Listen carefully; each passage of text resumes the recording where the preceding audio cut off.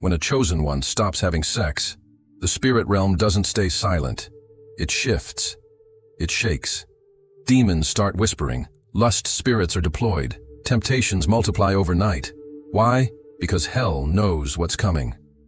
A consecrated chosen one is not just avoiding pleasure, they're awakening power.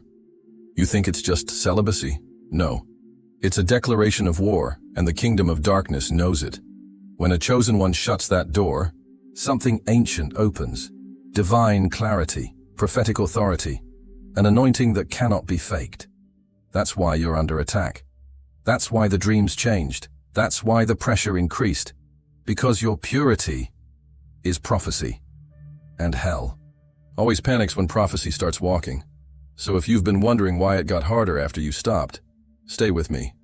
Because what you're about to hear will explain the warfare, unlock the wisdom, and remind you exactly who you are. If you're already on this journey, or ready to step in, like this video and comment 99 right now. 9 is the number of divine finality, and double 9 means your past is finished, your consecration is complete. Let's go deeper. They told you your body is a temple, but they never told you what kind of temple. Not one made for incense and quiet songs, but one forged for fire, for warfare, for glory. Corinthians 6:19 doesn't say your body is a decoration for God. It says it is a dwelling place of His Spirit, and wherever the Spirit of God dwells, there is power, there is battle, there is victory. When a chosen one stops giving their body to sin, something supernatural happens. You're no longer just worshiping God with your body. You're weaponizing it. Every no you speak to the flesh is a sword unsheathed in the spirit. Every desire you deny is a dagger against the plans of hell. Every time you choose solitude over seduction, you're not isolating, you're consecrating. Heaven does not anoint comfort, it anoints sacrifice. And your body, when surrendered, becomes a living altar where fire never goes out. This is why hell sends distractions dressed as desire. Because if your body ever aligns fully with heaven's purpose, you won't just survive, you'll invade. Imagine a warrior in prayer, knees on the ground, eyes on eternity, no noise, no crowd, just divine alignment. That's what hell fears. Not someone who claims holiness, but someone who embodies it. Because holiness isn't softness, it's sharp, precise, dangerous. A chosen one walking in purity isn't harmless. They're unstoppable. And if you think your battle ends with self-control, you haven't seen what's coming when your body, your mind, and your spirit unite under divine command. Stay with me. The next truth will shatter what you thought you knew about your own power. There's a power hidden behind purity that few ever tap into. Not the kind that makes noise, but the kind that makes history. Every time a chosen one says no to temptation, heaven doesn't just applaud, it responds with more clarity, more authority, more spiritual access. Because every no is not just resistance, it's permission. Permission for heaven to trust you, to elevate you, to send angels on your behalf.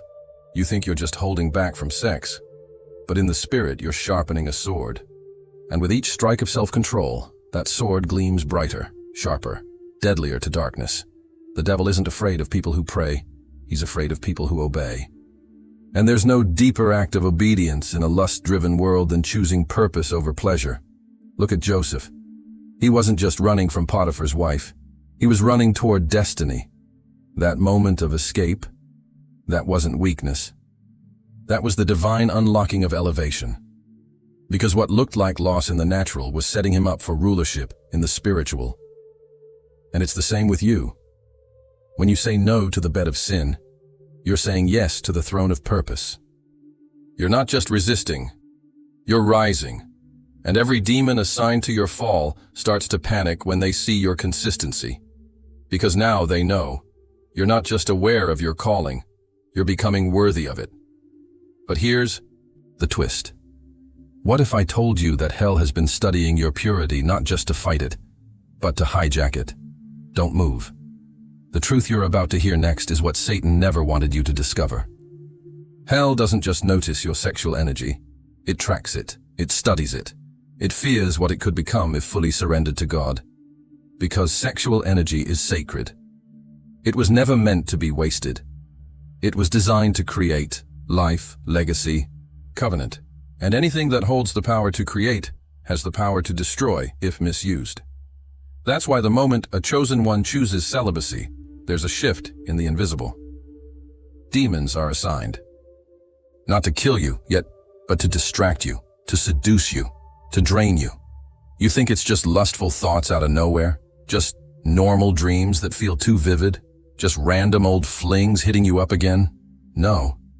Those are spiritual operations. Coordinated attacks from demonic entities. Incubus and succubus spirits don't come for the rebellious.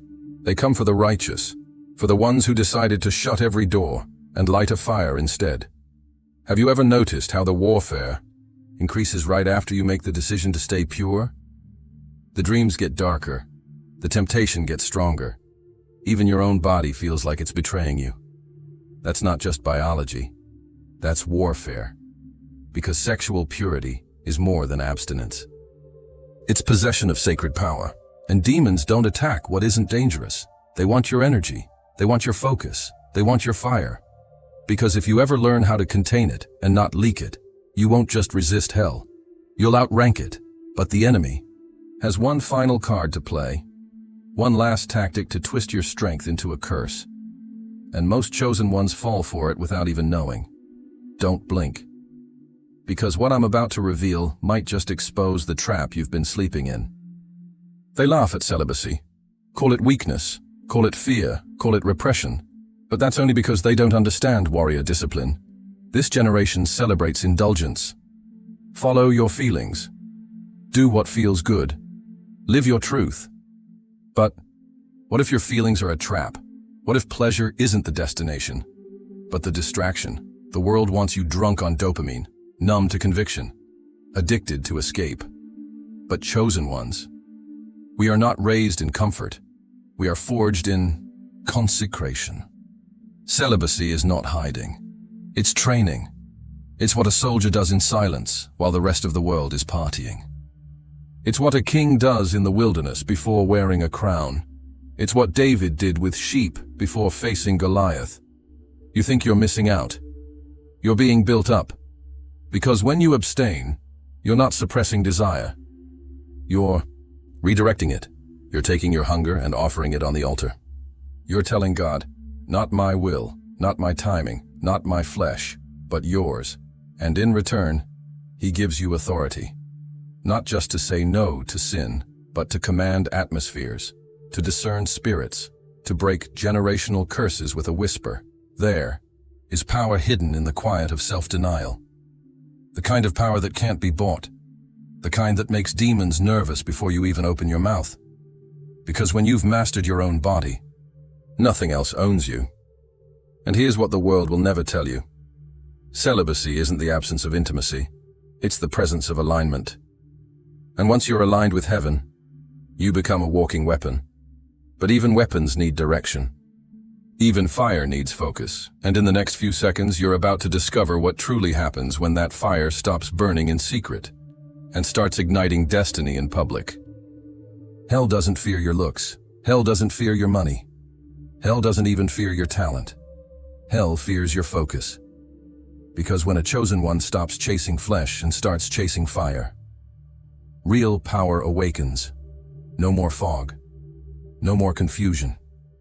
No more back and forth with sin. When the noise of desire dies, the voice of God gets louder. When distractions fall away, divine instructions rise up.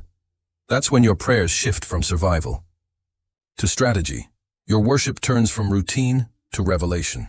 Your walk goes from lukewarm to lethal. The devil doesn't fear your muscles. He fears your consecration. Because a consecrated chosen one doesn't react. They command. They don't beg God for scraps. They enforce heaven's will on earth. And that kind of focus? It comes when lust is no longer the lens you see through. It comes when the fire inside burns hotter than anything outside. It comes when you realize that purity isn't the end goal.